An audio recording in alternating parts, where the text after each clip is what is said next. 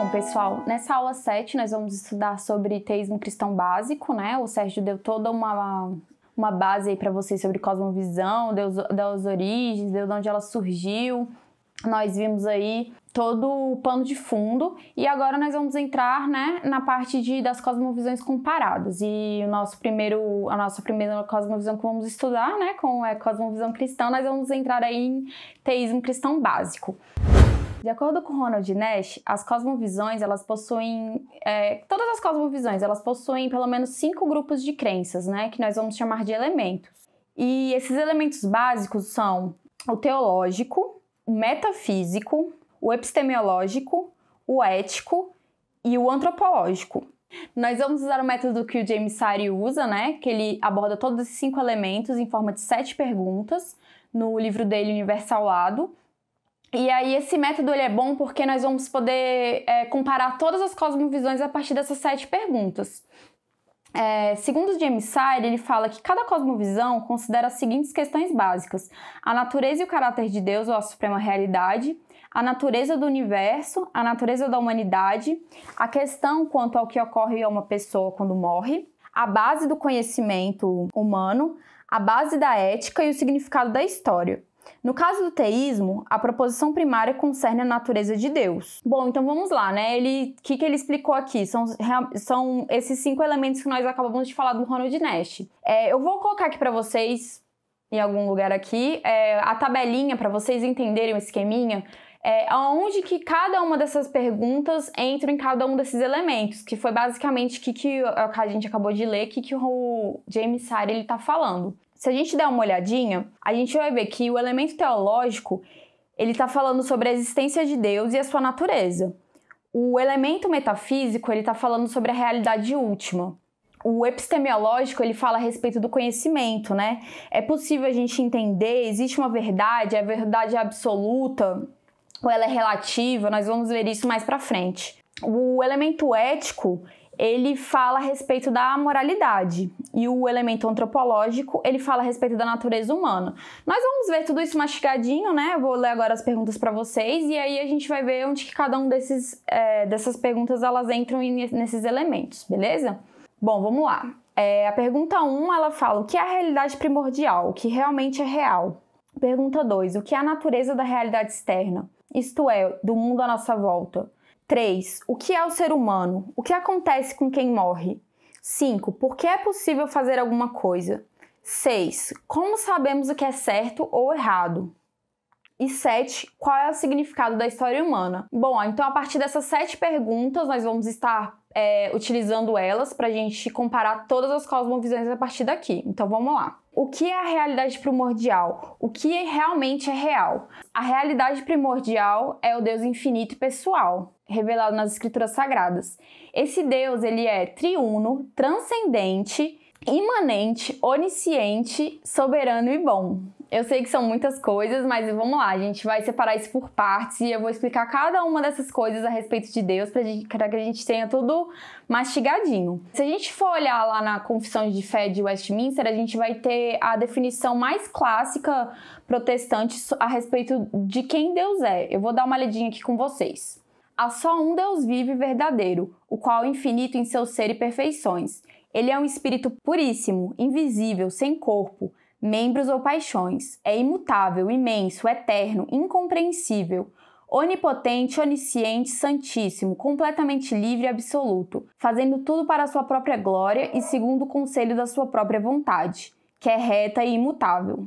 É cheio de amor, é gracioso, misericordioso, longânimo, muito bondoso e verdadeiro galardoador do que os buscam, e contudo justíssimo e terrível em seus juízos, pois odeia todo pecado. De modo algum terá por inocente o pecado. Então vamos lá, pessoal, vamos pegar isso tudo que a gente leu agora, vamos separar em partes e vamos entender o que está sendo dito aqui, né? Porque são muitas palavras e às vezes a gente fala, a gente fala a respeito de Deus usando várias palavras e às vezes a gente não está entendendo o que a gente está falando, né? Vamos lá então. Deus infinito e pessoal. O que significa a gente dizer que Deus é pessoal? Significa que Deus ele não é uma mera força. Ele não é uma energia ou uma substância. Nós vamos ver mais pra frente que algumas cosmovisões elas acreditam numa matéria, numa força, mas nós, como cristãos, nós não cremos que Deus ele seja uma força. Nós cremos que Deus ele tem personalidade, né? Então, isso que significa que Deus é pessoal, queremos que ele tem personalidade. A personalidade ela requer duas características básicas, a autorreflexão e a autodeterminação. O que é a autorreflexão? Ele sabe quem ele é autoconsciente e ele possui as características de autodeterminação. Ele pensa e age. E aí, uma implicação da personalidade de Deus é que ele tem atributos, ele tem características. Ele é uma unidade, mas ele é uma unidade muito complexa. A gente vai ver também isso mais pra frente, beleza? Outra coisa que a gente viu é que ele é triuno. Então, vamos explicar um pouquinho sobre o que é dizer que Deus é triuno. No teísmo cristão, nós cremos que Deus é triuno, diferente do judaísmo, por exemplo, e do islamismo, que eles não creem em Deus como três.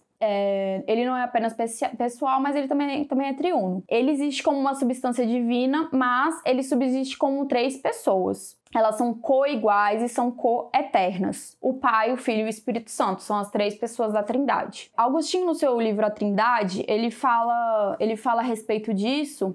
O que ele fala? Pelo que diz respeito ao nosso assunto, creiamos que o Pai, o Filho e o Espírito Santo são um só Deus, Criador e Governador de toda a criação. Tenhamos fé, o Pai não é o Filho, nem o Espírito Santo é o Pai ou o Filho, mas eles são uma trindade de pessoas em relações mútuas, numa única e igual essência. E a Trindade, ela só confirma o que a gente estava falando, né, a respeito de Deus ser um Deus pessoal. As três pessoas da Trindade, elas se relacionam entre si, e Deus, por ele ser um Deus triuno e pessoal, então, assim, conhecer a Deus não é só saber da existência dele, mas é se relacionar com ele, né? Mas vamos continuar aqui.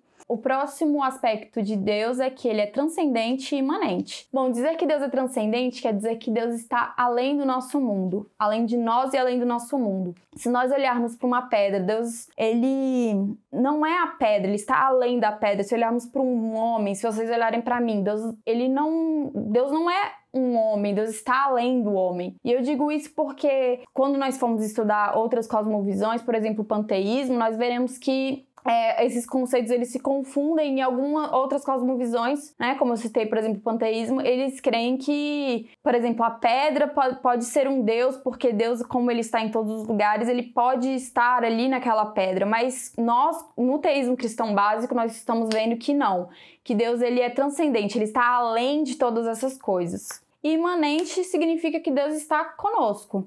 Se a gente for usar o exemplo da pedra, por exemplo, de novo, Deus ele está presente ali, Deus está presente nos homens, Deus está presente em todos os lugares. Em Hebreus capítulo 1, versículo 3 diz: o qual, sendo o resplendor da sua glória e a expressa imagem da sua pessoa, e sustentando todas as coisas pela palavra do seu poder, havendo feito por si mesmo a purificação dos nossos pecados, assentou-se à destra da majestade nas alturas. Deus ele é imanente aqui em todos os lugares, de forma totalmente harmoniosa com sua transcendência. Ele não é matéria, mas ele é espírito. Bom, outro ponto que nós falamos lá em cima é que Deus ele é onisciente. Dizer que Deus é onisciente significa dizer que ele é conhecedor de todas as coisas. Ele é a fonte última de todo conhecimento e toda inteligência. Ele é aquele que conhece. No livro de David Nagel, sobre cosmovisão, ele fala uma coisa que eu achei muito interessante a respeito de Deus. Ele fala assim: Deus não é meramente cognoscível, pode ser conhecido, ele é onisciente, ilimitado em seu conhecimento, ele sabe todas as coisas, não porque ele as aprendeu, mas porque ele é a sua origem, Deus não aprende. Aprender implica mudança e ele não muda. Aprender implica mover um limite de conhecimento e seu conhecimento não tem limites. Então, assim, como eu disse, ele é a fonte última de todo conhecimento e toda inteligência. Ele é aquele que conhece. E Deus é soberano, né? Vamos abrir lá em Isaías, capítulo 46, versículos de 8 a 11. Ele diz assim: lembrai-vos disso e tende ânimo. Tomai-o a sério, ó prevaricadores. Lembrai-vos das coisas passadas da antiguidade, que eu sou Deus e não há outro. Eu sou Deus e não há outro semelhante a mim, que desde o princípio anuncio o que há de acontecer e desde a antiguidade as coisas que ainda não sucederam. Que digo, o meu conselho permanecerá de pé, farei toda a minha vontade vontade que chama ave de rapina, desde o oriente de uma terra longínqua, o homem do meu conselho. Eu o disse, eu também o cumprirei. Tomo este propósito, também o executarei. Bom, a soberania de Deus, ela é uma ramificação da infinitude de Deus, mas ela expressa de forma mais plena o interesse de Deus ali em governar a criação. Ele governa todas as ações do universo e nada está além do interesse, do controle e da autoridade de Deus. E por último, Deus é bom, né? Aqui a gente falou que Deus é triuno, transcendente, imanente, onisciente, soberano e bom, né? Então, o último que a gente vai falar aqui é que Deus é bom. Bom, gente, bondade é a essência do caráter de Deus. É dela que fluem todas as outras coisas. Ela é a essência da natureza divina. E a bondade de Deus, ela é expressa de duas maneiras. Pela santidade e pelo amor. Nós vemos em 1 João 5, o apóstolo João, ele fala que Deus é a luz e nele não há treva nenhuma. Nós vemos na primeira maneira de Deus ele expressar o amor dele através da santidade, é que a santidade de Deus, ela enfatiza a justiça absoluta e ela não tolera nenhuma sombra de mal, né? Como a gente acabou de ver aqui em 1 João, como nós acabamos de ver aqui em 1 João. A santidade de Deus, ela é a separação de tudo. A santidade de Deus, ela é a separação de tudo que contém o menor vestígio de mal. Mas a bondade de Deus, ela também se expressa em amor, né? Se nós formos ver em 1 João 4,16, João ele fala que Deus é amor. E o que significa dizer que Deus é amor? Nós vemos que esse amor de Deus levou ao alto sacrifício e à plena extensão de seu favor a seu povo. A bondade de Deus, ela significa, então, um padrão de justiça absoluto e pessoal, que nós encontramos no caráter de Deus.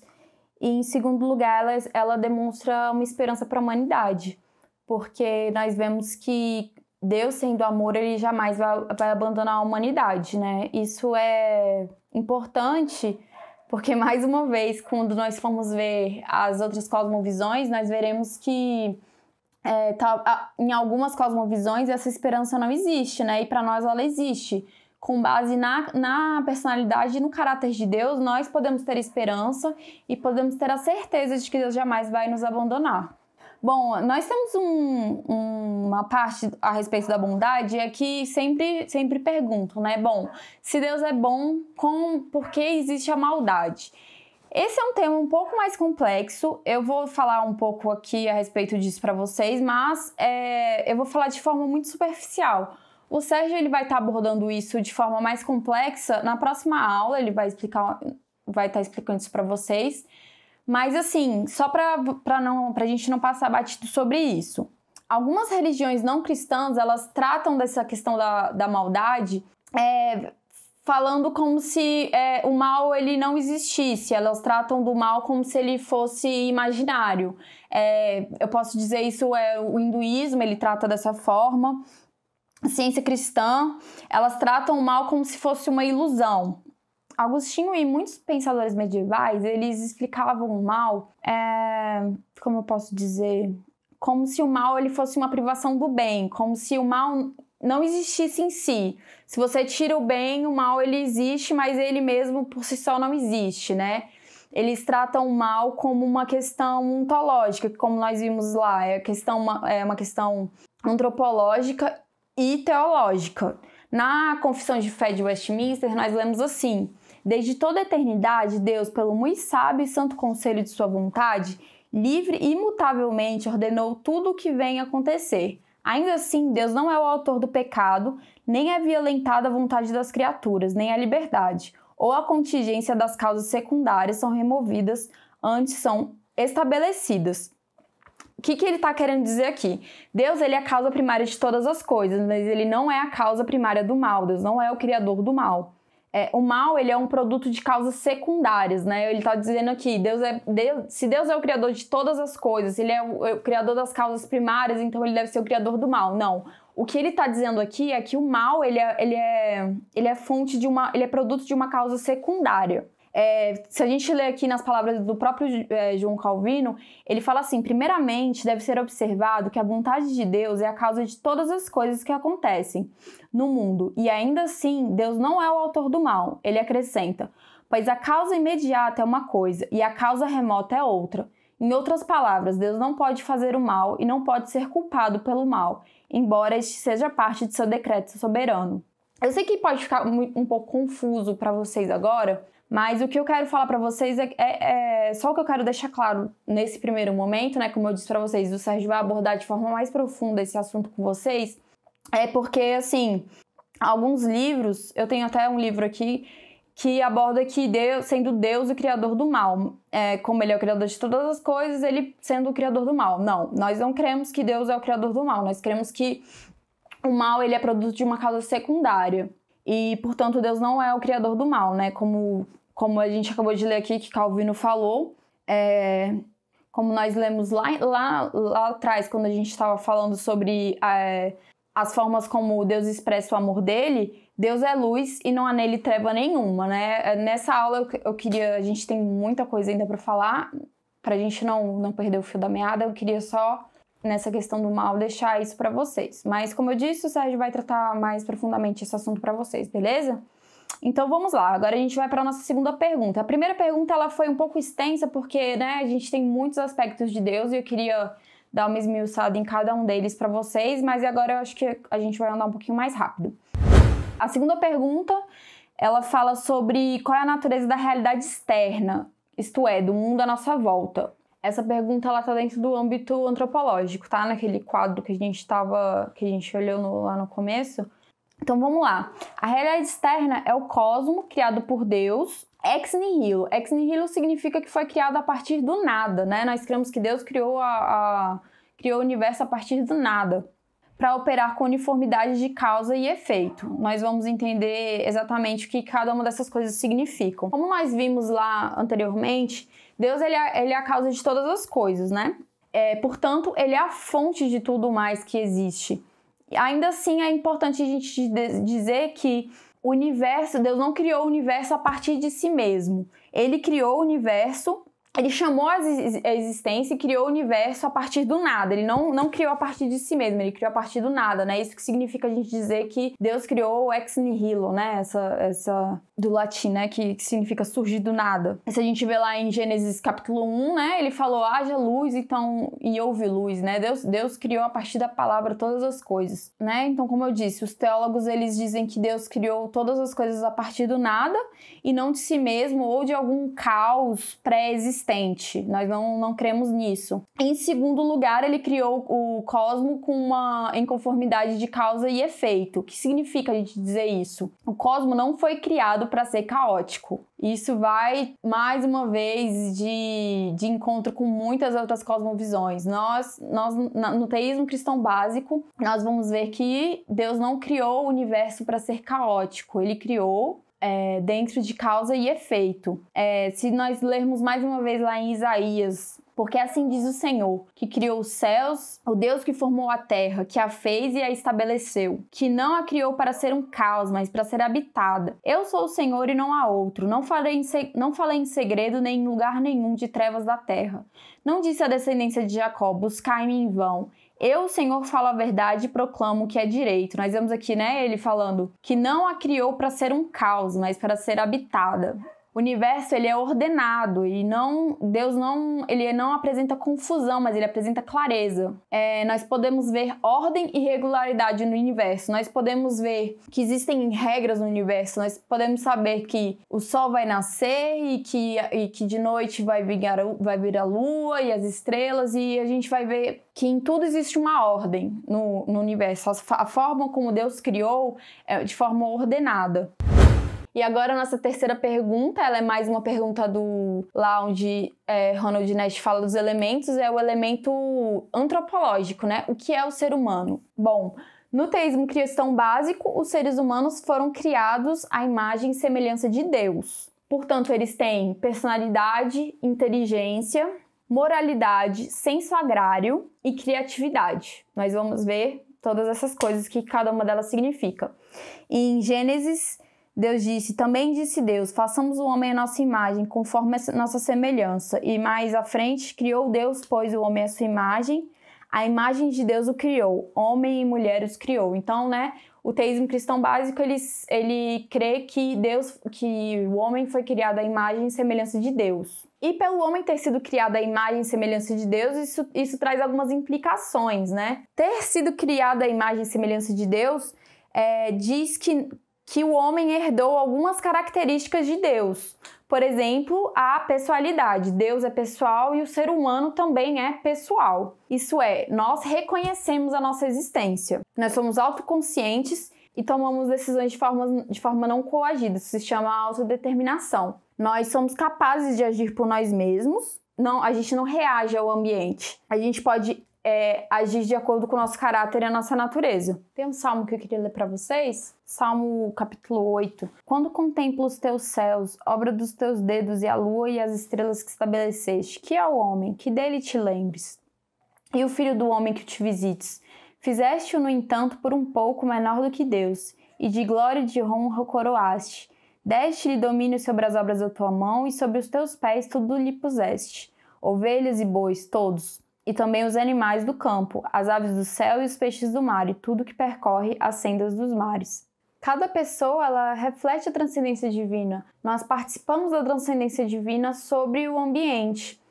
Nós sempre podemos agir de acordo com o nosso caráter e com a nossa natureza. Por exemplo, se você pisar no meu pé, eu devo xingar um palavrão, eu devo te perdoar, eu devo sorrir. A minha reação, ela vai refletir o meu caráter, mas sou eu mesmo que ajo. Eu não simplesmente reajo, não é como se eu fosse um sino que é tocado e a reação dele é simplesmente tocar. Eu ajo de acordo com o meu caráter. E por último, na questão dos seres humanos, são que as pessoas têm personalidades, né? A nossa personalidade, ela tá totalmente fundamentada na personalidade divina. Nós só descobrimos nosso verdadeiro lar em Deus, no nosso relacionamento íntimo com Ele. No teísmo, nós cremos que a personalidade está completamente fundada na personalidade divina. E você só vai conseguir encontrar o seu verdadeiro lar se relacionando com Ele, que é a fonte de todas as coisas. Eu vou ler uma frase aqui para vocês de Blaise Pascal. Ele diz assim: o que é então que este desejo e essa incapacidade nos proclamam? Mas que houve uma vez no homem uma verdadeira felicidade, da qual agora resta a ele apenas a marca e o traço vazio, em que ele em vão tenta preencher de todo o seu entorno.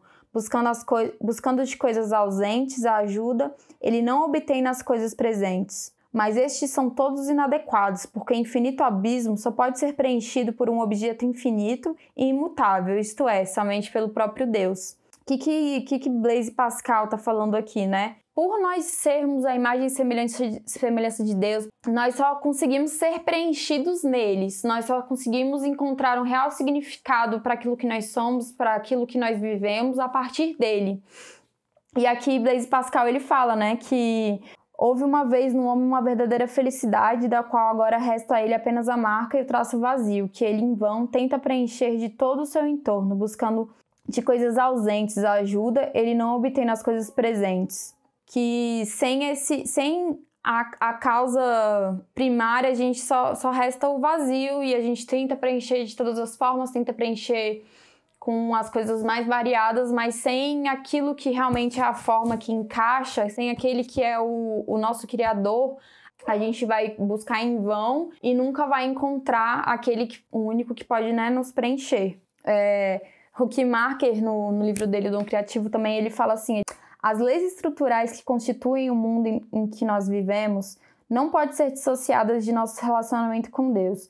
Deus deu tudo aos seres humanos, incluindo a vida, com todo o seu potencial, disse que era bom.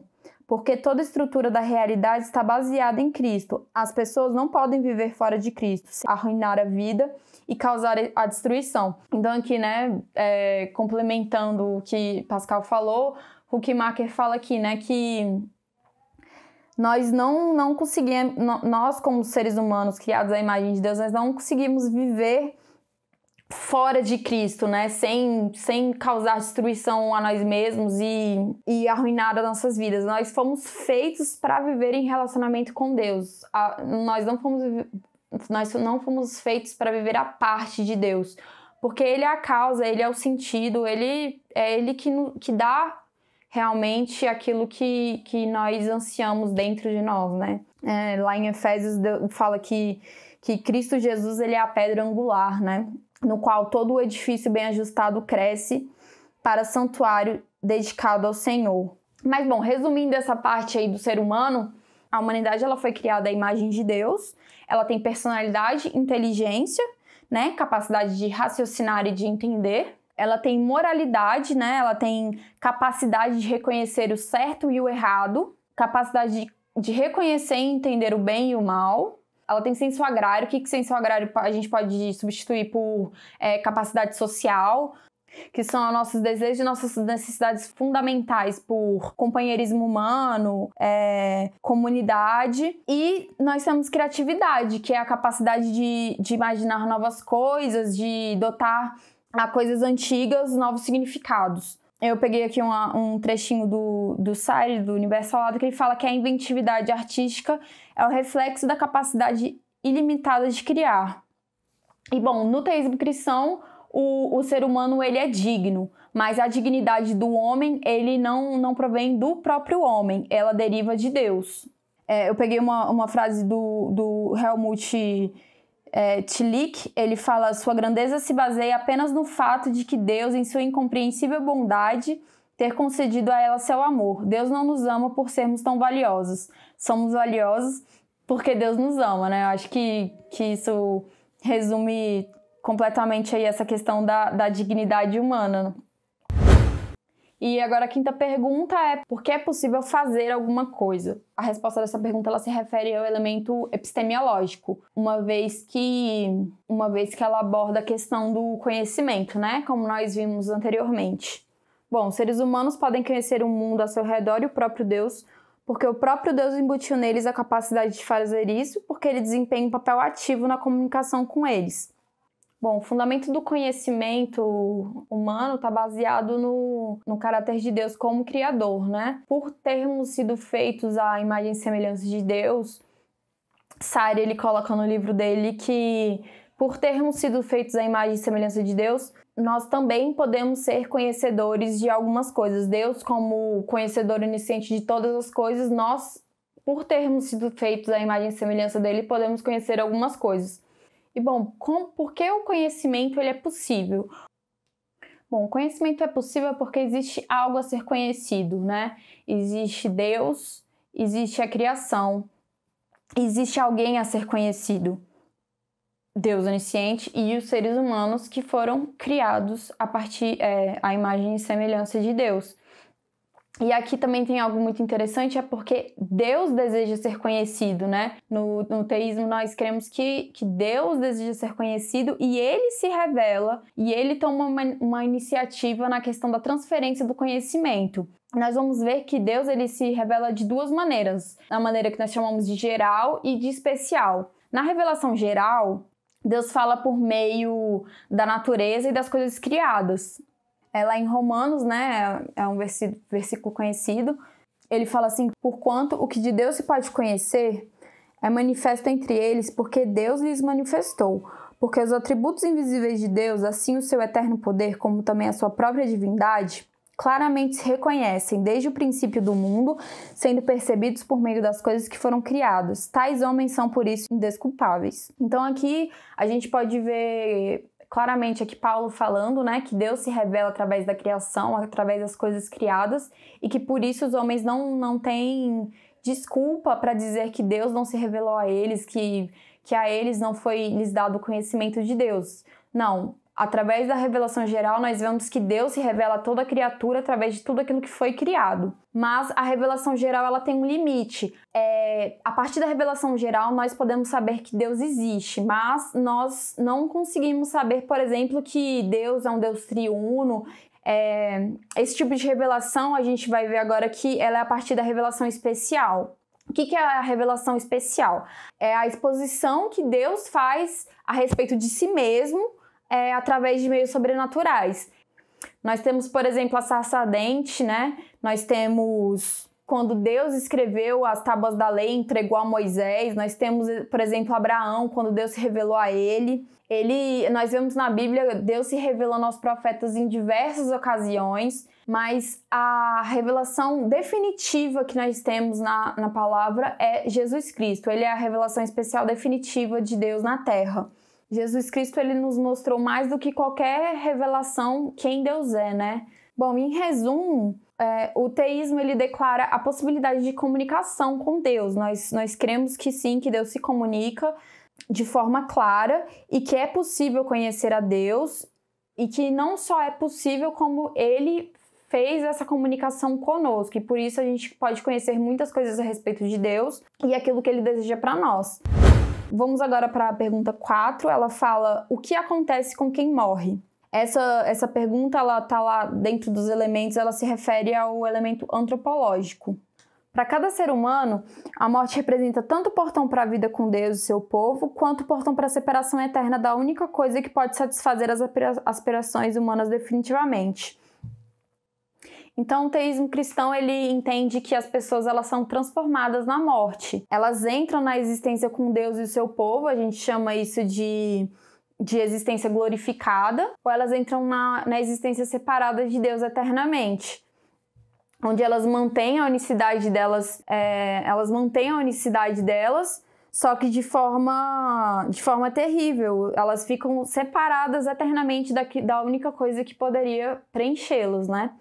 Eu vou ler aqui para vocês um trecho do livro do David Noggle, onde ele fala a respeito do inferno. O inferno é o tributo divino à liberdade por ele concedida a cada um de nós, de escolher a quem serviríamos. É o reconhecimento de que nossas decisões são importantes e se estendem até o limite da eternidade. Então, o teísmo cristão, ele ensina que as pessoas são transformadas na morte. Ou elas entram na eternidade com Deus e o seu povo, nós chamamos isso de existência glorificada, ou elas entram na existência completamente separadas de Deus por toda a eternidade, separadas justamente daquilo que poderia preenchê-las. O teísmo cristão também crê que aquelas que respondem à oferta de salvação de Cristo, de Deus, a oferta divina de salvação, no plano da eternidade, se tornam criaturas gloriosas com Deus. Elas se tornam completamente realizadas, mas não saciadas, e se regozijam na comunhão dos santos.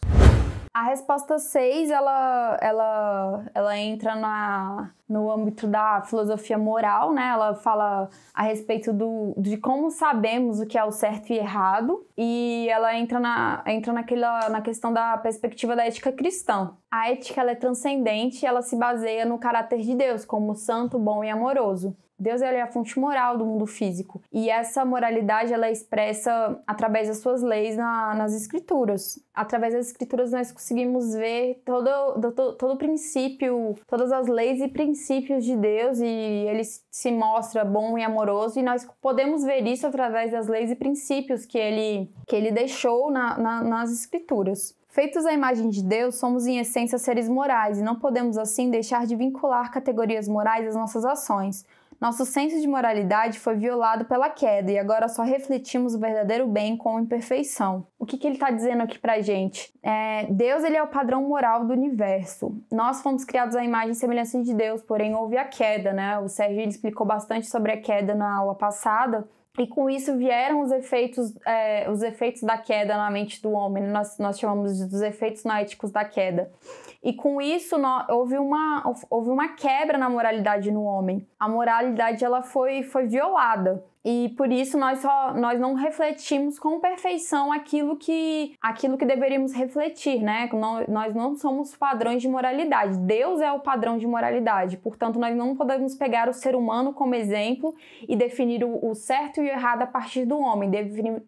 Nós temos sempre que definir o certo e errado, devemos sempre pegar o padrão de certo e errado, o padrão de moralidade a partir de Deus. Bom, e Deus, ele revelou seu padrão de ética e moral através das escrituras. Nós temos, por exemplo, os 10 mandamentos, e no Novo Testamento nós temos, por exemplo, o Sermão do Monte, né, onde Jesus Cristo ele dá diversos exemplos de ética e moral. Por isso o teísmo ensina que existe sim o padrão de certo e errado, e que e as pessoas que querem, elas podem sim conhecê-los, né? Podem sim conhecer. E que nós não somos a medida, nós não somos a medida da moralidade, Deus é. Mais uma vez, né? Como vimos lá na revelação especial, nós temos aqui mais uma vez a figura de Jesus Cristo, né? Nós podemos ver que a personificação mais completa do bem e do certo e do errado, daquilo que é bom, daquilo que é ético, daquilo que é moral, é a pessoa de Jesus Cristo. Ele é o homem mais completo da humanidade, ele é o exemplo a ser seguido, ele é aquilo que o homem deveria ser, ele é o exemplo a ser seguido, ele é aquele que nós devemos almejar ser. E por último, né, vamos chegando aí na última pergunta: qual é o significado da história humana?